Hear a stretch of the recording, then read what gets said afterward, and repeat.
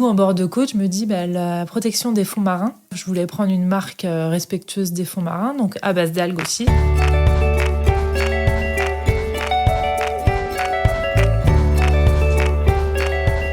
Bonjour et bienvenue sur Les Émerveilleurs, un podcast avec des entrepreneuses et entrepreneurs qui enchantent leurs équipes, leurs clients et leur business dans un monde et une époque parfois anxiogène. Je m'appelle Emmanuel Le Saint, je suis passionné par la magie humaine au quotidien. Je partage ici mes conversations avec des dirigeantes et des dirigeants qui m'expliquent comment ils font pour booster à la fois leur activité, la satisfaction de leurs clients et la motivation de leurs collaborateurs. Chaque année, elle permet à plus de 3000 personnes de prendre soin d'elles. Aujourd'hui, je rencontre Lucie Ruchot qui a créé l'Institut Naturel à Saint-Mathurin il y a bientôt 10 ans alors qu'elle n'avait que 25 ans. Elle a réussi son pari de faire venir le bien-être en zone rurale et travailler avec des produits bio et naturels. Ce qui l'anime, c'est d'aider les autres à déconnecter et à se sentir bien. Elle parle aussi d'oser développer sa vision, d'améliorer l'expérience client tout en améliorant la rentabilité. Elle raconte aussi tout ce qui a changé à partir du moment où elle a embauché sa première collaboratrice et comment elle s'est organisée pour pouvoir reposer aussi son cerveau d'entrepreneuse. Voici Lucie Ruchot, dirigeante de l'Institut Naturel. Bonjour Lucie. Bonjour Emmanuel. Merci de me recevoir ici à l'Institut Naturel à Saint-Mathurin. On va parler de ton activité et pour démarrer, je veux bien que tu te présentes et que tu expliques ce que tu fais. Ok, donc du coup moi c'est Lucie Ruchot, donc j'ai 35 ans. J'ai ouvert l'Institut Naturel il y a 10 ans, donc je suis en couple depuis 13 ans, et pas que c'est. Du coup à l'Institut, donc, je fais donc, diverses prestations, donc tout ce qui est épilation traditionnelle, soins du visage, massage, épilation à la lumière pulsée, maquillage convive ou marié, et d'autres petites prestations à découvrir sur place.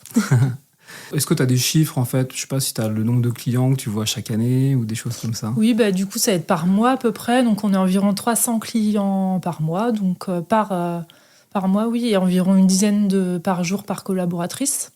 Et vous êtes combien? Donc 2. Comme tu disais, ça fait donc 10 ans que tu as créé l'Institut. Tu avais 25 ans. Oui. Qu'est-ce qui a été le déclic pour toi pour créer cette activité? Du coup, c'était déjà d'amener le bien-être plus au devant de la scène, on va dire. Et puis, c'était s'implanter aussi en zone rurale, parce qu'il n'y avait pas ce service-là sur la commune. Donc, c'était aussi un souhait de ma part de développer ça sur la commune. Et puis après, c'est vrai que c'est une forte demande actuellement de la part des clients et clientes. C'était quoi ton parcours avant? Donc, j'ai travaillé d'abord sur La Roche-sur-Yon, j'ai fait mon apprentissage et j'ai travaillé aussi en tant que salariée dans le même institut. Et ensuite, j'ai travaillé sur les sables. Et puis après, j'ai décidé de me lancer. C'était l'envie d'entreprendre et puis relever le challenge en se disant on est jeune, mais on peut y arriver, quoi. Alors, on va parler des 10 ans. Oui. Maintenant, au bout de 10 ans, quand tu regardes en arrière, quel regard tu portes sur ces 10 années? Du coup, j'ai l'impression que j'ai ouvert hier. Et il y a eu beaucoup de chemin parcouru, déjà en 10 ans. Et c'est vrai que ma vision aujourd'hui et celle d'il y a 10 ans a vraiment évolué. Et je suis fière de moi aussi, de ce que j'ai fait et de ce que je fais encore actuellement. Et voilà. Et quand tu parles de cette vision qui a évolué, comment elle a évolué? Qu'est-ce que c'était au début? Comment tu vois les choses aujourd'hui?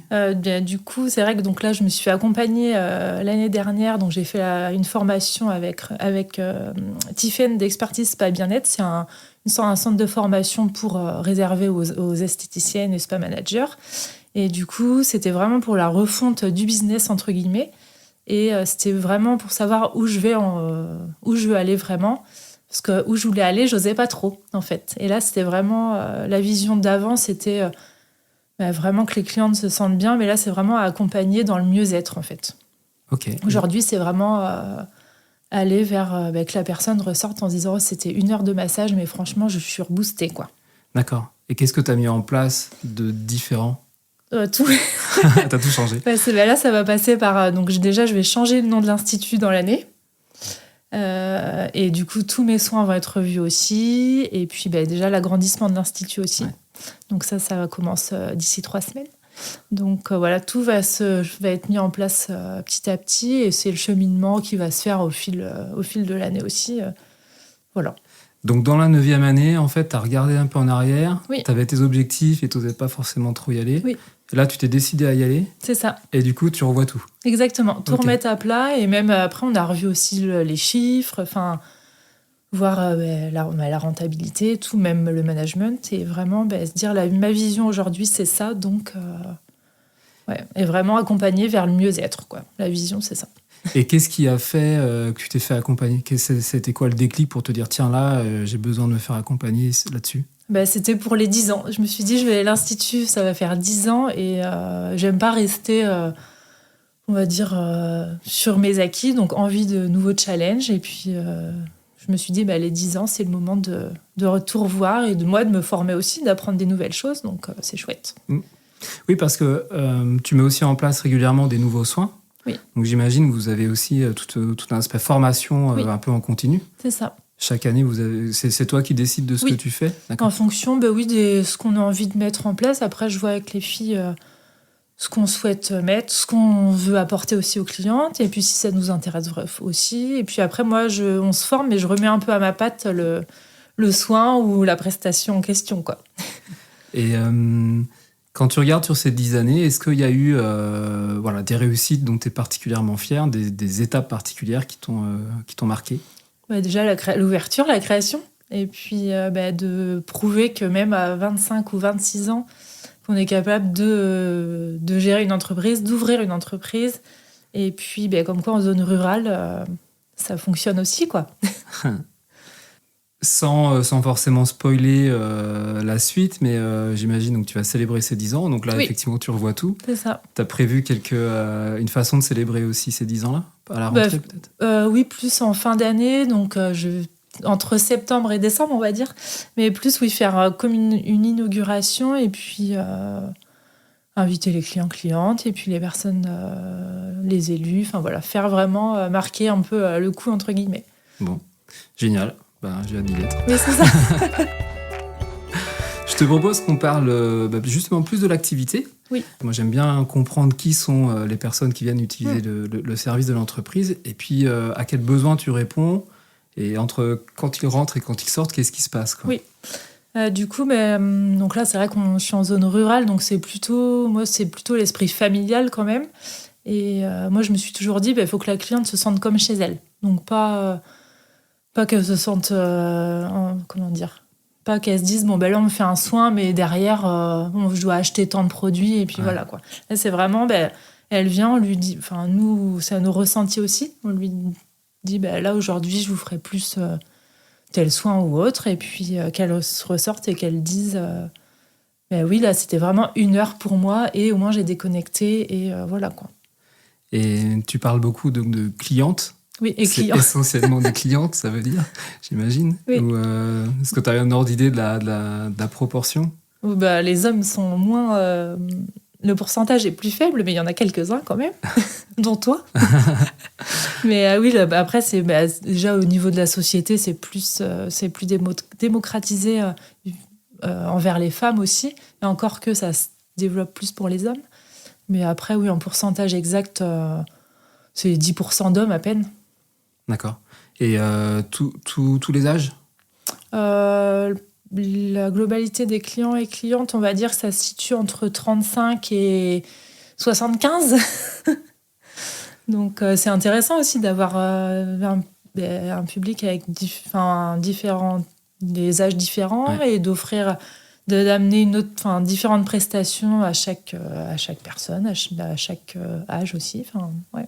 Oui, puis au fur et à mesure, tu les connais. Oui, c'est ça. Et tu vas adapter en fonction de la personne. C'est ça. Au départ, tu es partie de 0. Oui, c'est ça. Alors, tu disais plusieurs fois, c'est en zone rurale. Oui. J'imagine, pour développer ton activité, c'est pas forcément... tu restes pas là à attendre à la porte. Non, c'est ça. Comment tu as fait pour créer cette clientèle, pour qu'elle vienne te voir et puis la fidéliser ? Déjà, je suis restée moi-même. Après, je me suis toujours dit, je me lance, ça marche, ça fonctionne pas. J'aurais eu le plaisir d'essayer. Et je me suis aussi toujours dit, je reste moi-même, je vais pas me changer parce que j'ai une entreprise ou... Voilà, c'était vraiment rester Même si je suis sérieuse dans mon métier, je suis pas sérieuse autrement. Ouais. Et après, donc, c'était d'abord la communication. Donc, j'ai mis les flyers dans les boîtes aux lettres moi-même. Hein, donc, déjà sur toute la commune, sur les parkings d'aires de covoiturage. Et puis, après, les réseaux aussi. Et puis, dans les journaux, voilà. Mais c'est vrai qu'au départ, ouais.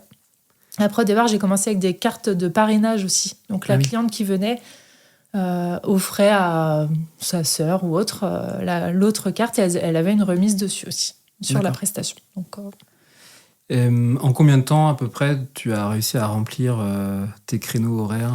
Déjà, dès le premier jour, j'ai eu énormément d'appels, mais c'est ce que je voulais aussi, donc c'est chouette. Et puis, en fait, au fil des semaines, ça s'est enchaîné. Et puis, voilà, 10 ans après... Et juste, alors, 10 ans après, ouais. Tu continues de...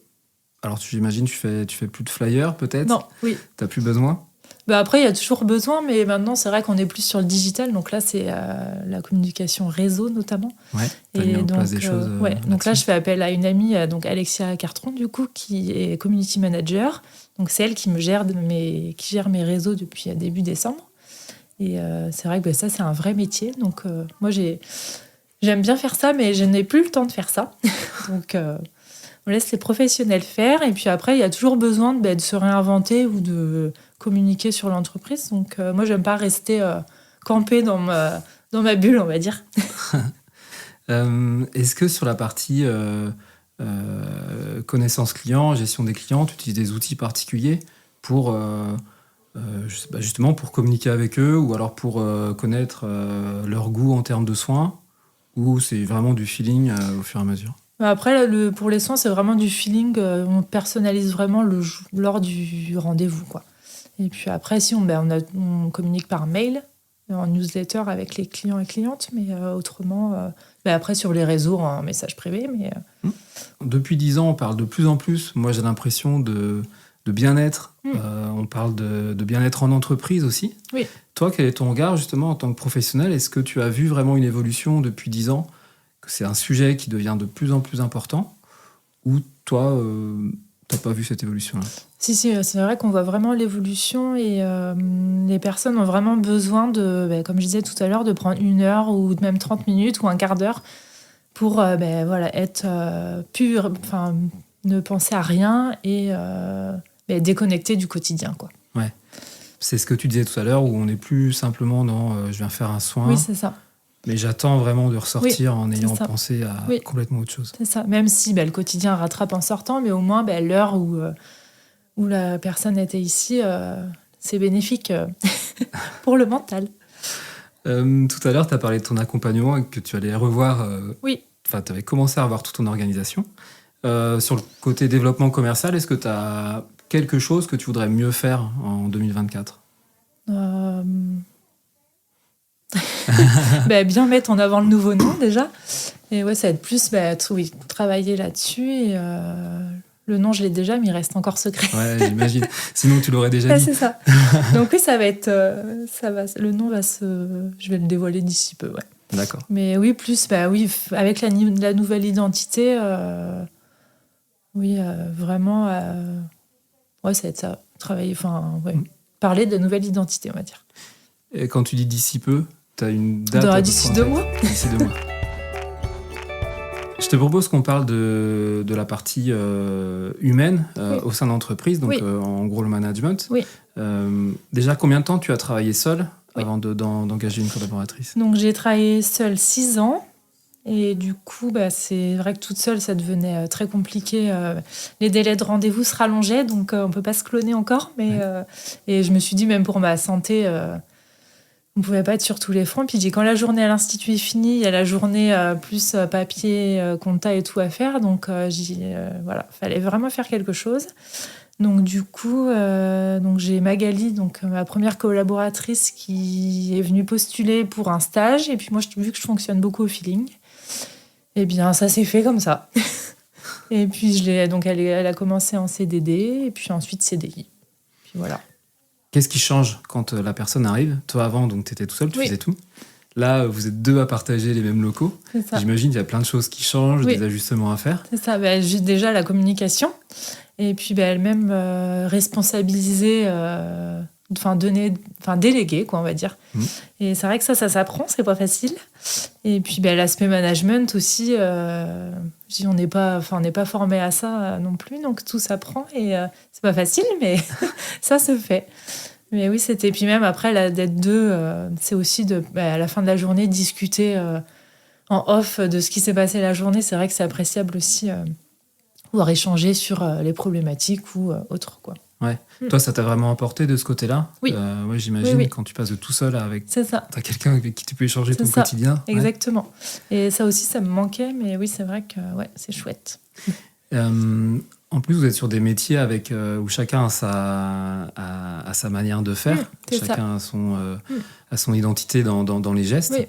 Oui. Comment tu fais pour à la fois former la personne pour qu'elle ait la culture de l'entreprise et qu'elle transmette ce que tu veux transmettre, et en même temps la laisser mettre son identité, sa personnalité? Du coup, c'est vrai que donc là, oui, j'ai formé Magali un peu à ma patte, entre guillemets, mon identité.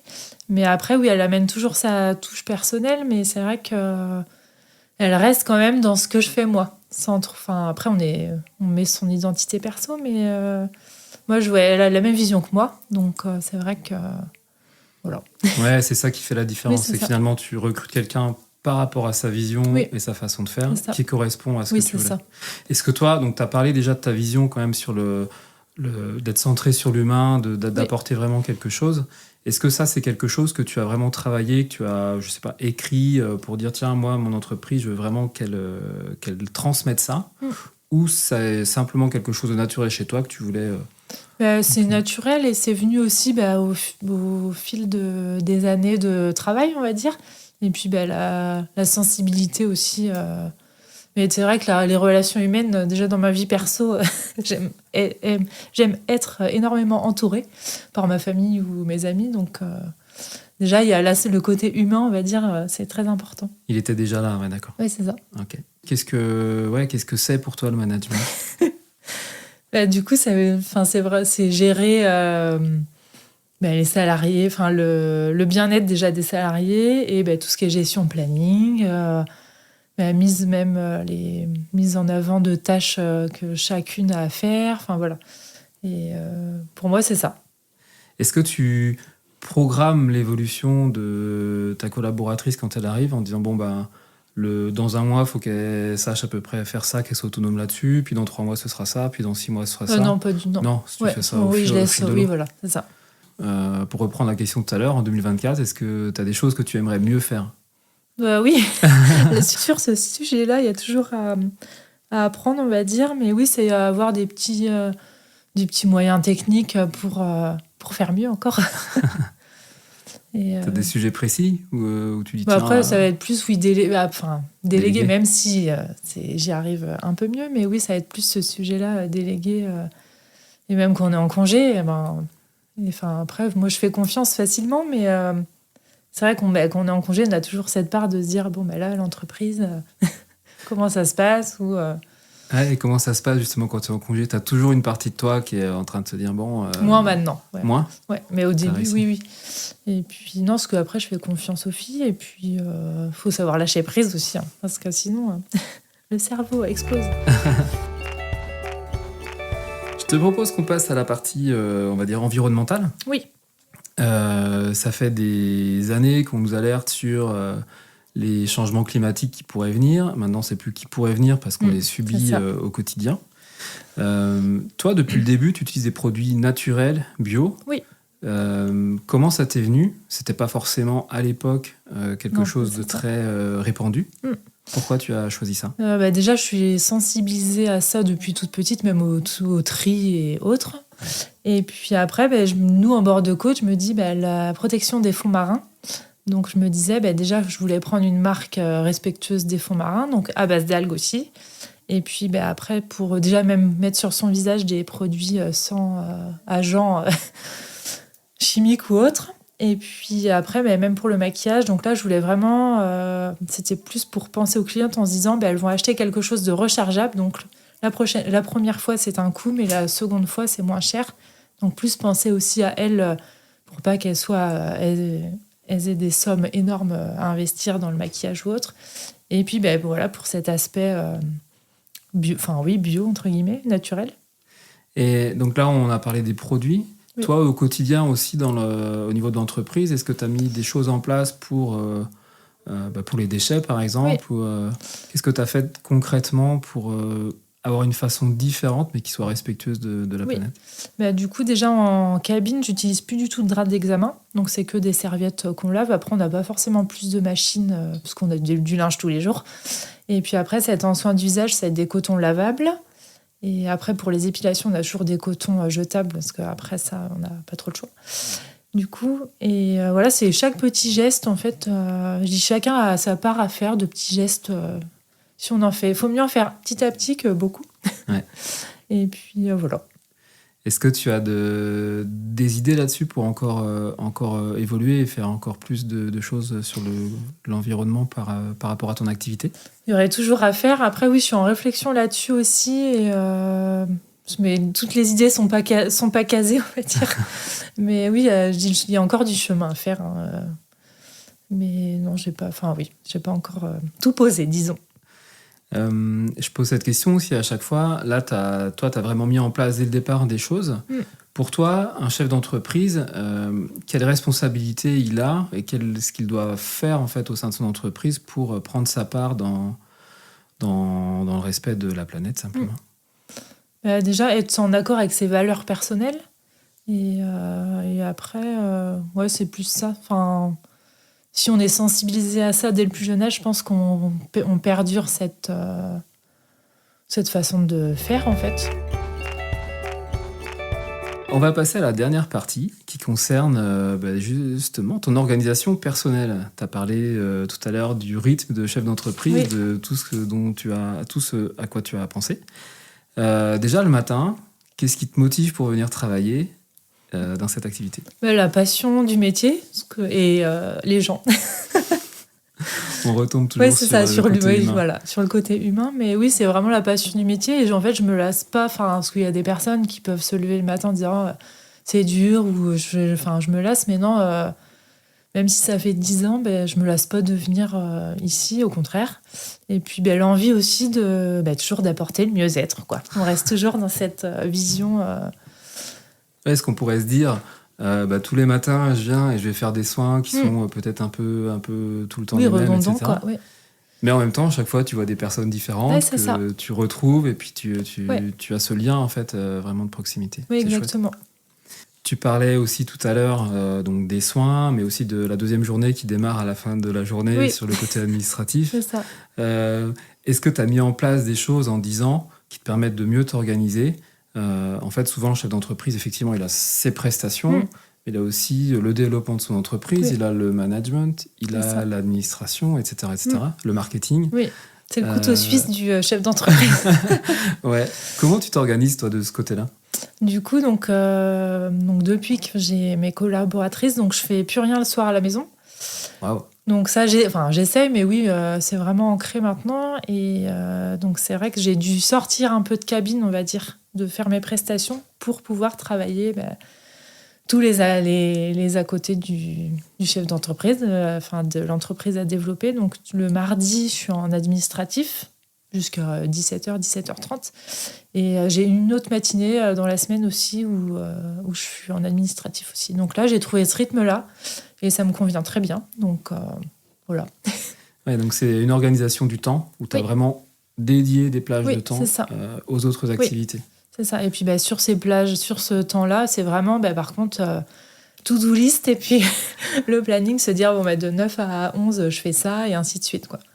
Et ça veut dire qu'au fur et à mesure, quand tu vas avoir une tâche administrative qui arrive un lundi matin, tu vas dire bon, je la note, je la ferai. Oui, c'est ça. J'essaie, ouais. C'est ça. Parce que le lundi, je suis en repos, mais j'essaye de rien faire non plus le lundi. Bon, ça, voilà, il y a des exceptions, mais oui, c'est plutôt ça, noter et puis ensuite faire le mardi. Ouais. D'accord. Alors, tu passes tes journées à prendre soin des autres. Oui. Et toi, du coup, comment tu fais pour prendre soin de toi? Nous, on est mauvais élèves. Non, mais là, oui, depuis à la rentrée, je fais du yoga. le lundi soir. Donc ça, c'est génial pour bien aborder la semaine. Et puis après, je me fais très peu masser parce qu'on ne prend pas le temps. Même entre nous, on pourrait se le faire, mais non. Et non, on ne prend pas trop le temps. Mais après, j'essaie de temps en temps, mais ouais. Et quand vous mettez en place des nouveaux soins... Oui, on le fait les unes sur les autres, mais bon, on le fait une fois, puis c'est tout, quoi. Pour terminer, j'ai 2 questions. La première, c'est quelle personne ou quel personnage tu trouves inspirant ? C'est toujours la même. Du coup, ça va être Laurie Tillman.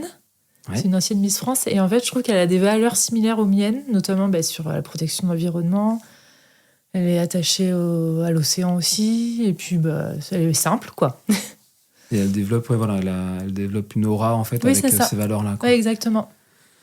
Et la dernière question, as-tu un leitmotiv, une citation qui te guide au quotidien ? Oui, moi je dis toujours « Sois toi-même, les autres sont déjà pris ». Ah, c'est Oscar Wilde. Oui, c'est ça. Ouais. Et du coup, même depuis que j'ai ouvert l'Institut, je suis toujours restée là-dessus en se disant ça sert à rien de se transformer, faut rester qui on est, et puis voilà. Ça... Pour ça, il faut le savoir. Oui, c'est ça, exactement. C'est le plus grand chemin, en fait. Mais oui, ça s'apprend au fil du temps, mais oui. Alors c'est rigolo que tu aies choisi celle-ci parce que pendant très longtemps, je l'ai eue moi, mais juste devant ma porte, quand je sortais, j'étais obligé de la voir. Ah oui, excellent, comme quoi. Merci beaucoup Lucie. Donc où est-ce qu'on peut voir ce que fait l'Institut et comment on peut prendre rendez-vous ? Du coup, l'Institut est présent sur les réseaux Facebook et Instagram, c'est Institut Naturel. Et ensuite, pour prendre rendez-vous, donc soit par téléphone ou sinon on a un site de prise de rendez-vous en ligne. Et sur les réseaux, le site et le numéro sont affichés. Sinon, le numéro c'est 02 51 33 58 27. Et après, sinon, on peut passer directement nous voir à l'Institut. On sera très heureuse de vous recevoir. Merci beaucoup, Lucie. Merci, Emmanuel. Merci d'avoir écouté cet épisode jusqu'ici. Vous pouvez retrouver Lucie et l'Institut Naturel sur Internet, Facebook et Instagram. Vous avez les liens dans la description de l'épisode. Comme d'habitude, je vous invite à vous abonner au podcast sur votre plateforme préférée et à laisser une note sur Spotify ou Apple Podcast. En attendant la prochaine émerveilleuse ou le prochain émerveilleur, retrouvez-moi sur LinkedIn ou sur Instagram. Merci encore et amusez-vous bien.